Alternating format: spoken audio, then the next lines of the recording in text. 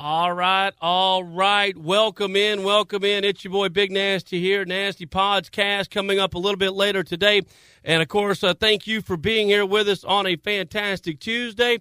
We are talking World Cup 2014 live to you from Brazil. Of course, everyone thinks that the United States got the lead, pod of doom here with Portugal and Germany, and, of course, Ghana, who's owned them like a rented mule as of late. But I still say there's a couple other ones that are maybe even at least one other one that's tougher than that, and maybe even two, and I'll get to that in a moment. But first things, there's a lot of stars that will not be playing in this World Cup. Now, I'll tell you, I'm not, like I said, I'm not the most up-to-date guy you're going to get on soccer, okay? But I will tell you this, for the next month, outside of the College World Series, this will be the second most thing that I watch. Well, the U.S. Open this weekend, which I'll talk about that coming up a little bit later. I'll be in on that. I love watching this World Cup. It's a lot of fun to me. Okay? But there will be some great players that will not be there, and some of them that will impact stuff, like Colombia, their top scorer, Falcao, and I'll butcher some of these names, tore his ACL in January. Now Vegas put these spreads out knowing he wasn't playing, okay? They are overwhelming favorite to win Pool C, okay? So I'll give you that. But so there was some injuries that happened lately that they could not factor in. Now, Germany's going to lose one of their top players. But, again, they're one of the deepest. He tore his patella tendon. That's Rios. Marco Rios tore his patella tendon this weekend. He's out. They're also missing two other strikers. But again, Germany's probably the deepest team there. Italy loses one of their top players, broke his tibia last week. He's out. Mexico loses their best player, Luis Montez. He's out. Australia loses their player of the year, Robbie Kroos, with a knee injury. He's out. There's two injuries right now that it looks like they're going to play, but we don't know if they'll be 100%. Some say the best goaltender in the world, the man out of Germany, Navarre, has a bad shoulder. He looks like he'll play, and, of course, we all know Ronaldo. He's got a banged-up thigh, but most people, the Portuguese star, looks like he will be in the game. So that's just some of the players that won't be there, okay? We all know about Landon Donovan being left off the deal. And again, the coach for the Americans came out and said, we're not good enough to win right now anyway. We'll see. All I can tell you this, coming up on Monday, a week from yesterday, at 6 o'clock, the USA, our time anyway, will play Ghana. If they lose to Ghana, they're done.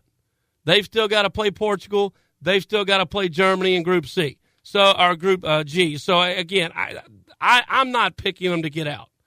I'm not sure they beat Ghana. I'll be perfectly honest with you. And, I mean, from what I've read, a tie with Ghana is not going to work. They're going to have to beat Ghana and then hope that Ronaldo gets injured against Germany and can't go against him in Game 2. And then it sounds like hope Germany wins both games and have already clinched and maybe takes the third one off, which I highly doubt, but we'll see. But they've got to beat Ghana. The USA first match coming up on Monday, June 16th. That's 1 week from yesterday. Now, when you start looking at what Vegas tells us here, okay, Vegas tells us there's really four favorites to win this thing. Brazil, the home country's 2-1. Argentina is 3-1. Spain is 4-1. And Germany's 4.5-1. The next closest odds of winning this thing has got Belgium at 13-1. Italy is at 18-1, but again, they lost one of their top players over the weekend. Portugal's at 20-1. France is at 20-1. I'm looking just down the list here. You got some 25. Colombia's 25-1. In retrospect, USA is 70-1. Ghana 75-1. What I did was I went through all 8 groups, and I added up the odds for each team to win the World Cup. And that ought to tell you who's got the toughest draw, okay? Because the lower the number, the tougher the pod, so to speak. So let's take USA, 70-1. Portugal's 20-1. Ghana 75-1. And Germany 4.5-1. If you add all that up, it comes up to 169.5 points. There's 2 groups that have a smaller number. And I go straight to Spain. Okay? Spain is 4-1. The Netherlands, 28-1. Chile, 28-1. Let's get my air conditioning cut off here. What I'm saying here is this, is that Chile's 28-1, the Netherlands 27-1, Spain 4-1, and Australia 75-1. That's a total of 134. That is giving Spain the toughest draw at all of these. Okay, then there's no second guessing that. The numbers tell us so. The second toughest group, going by my philosophy, has got Group D, where Italy is at 18-1, England's at 20-1, Uruguay is at 20-1, and Costa Rica is at 100-1. That's 158. And then, of course, the USA group is the third. So the three toughest is Group B, Group D, and then the USA, going by the odds, are the third toughest in Group G. Which one's the easiest group? Well, Colombia at 25-1. They've got Greece at 75-1. The Ivory Coast at 75-1. And Japan at 75-1 of a total of 250. An overwhelming favorite there. Belgium's got a very easy draw with 45 Russia, 75 South Korea, and 100 Algeria. But it appears that the easiest route to get to the knockout round will be Argentina. They've got Bosnia at 75-1, Nigeria at 75-1, and Iran at 80-1. And an interesting side note here, Spain and the Netherlands, of course, were the final back in 2010. They are in the same pod.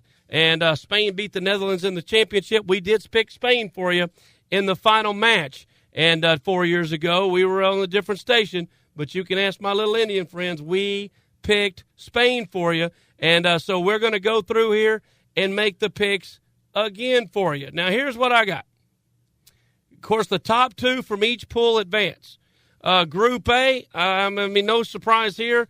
Brazil, I've got Brazil winning. I'm also with Neymar. He's their bull. I'm sticking with Brazil, the home team. I think they waltz through the group play 3-0 record. Now, my second team is going to be Croatia. I'm picking Croatia, a little bit of an upset over Mexico. I just think them losing their player is going to be a big, big problem. And Cameroon, they're very good. They're only 75 to win as well. But I'm going to stick with Croatia to be the backup out of Pool A. In Pool B, you've got Spain, the overwhelming favorite. I'm obviously taking Spain. A lot of people are going with Chile, and there's a lot of people talking about Australia that has a very good squad as well. But I'm taking the two favorites here. I'm going the Netherlands to get the second matchup, the second pick. Again, those two met in 2010. Spain was the winner. I'm getting Netherlands there, but I would not be surprised if Chile knocks them off. Group C, I'm picking Ivory Coast to win it. I just think Colombia losing their top player is going to be a hindrance. I've got them making it the second round due to the fact Greece and Japan do not have much history here, but Colombia is the overwhelming favorite to win Group C. But I'm picking Ivory Coast to win Group C along with Colombia as the runner-up in Group C. In Group D, this is where Vegas is telling us they just don't know. Italy's 18, Uruguay's 20, England is 20.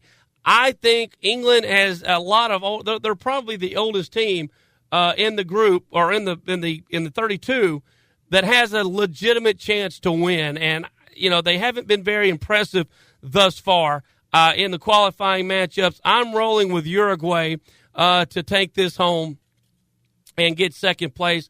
Obviously, I'm taking Italy to win it and to move on as well. So my two that I'm going with will be Italy and Uruguay to move in. Then I go to Group E, and that's got Ecuador, France, Honduras, and Switzerland.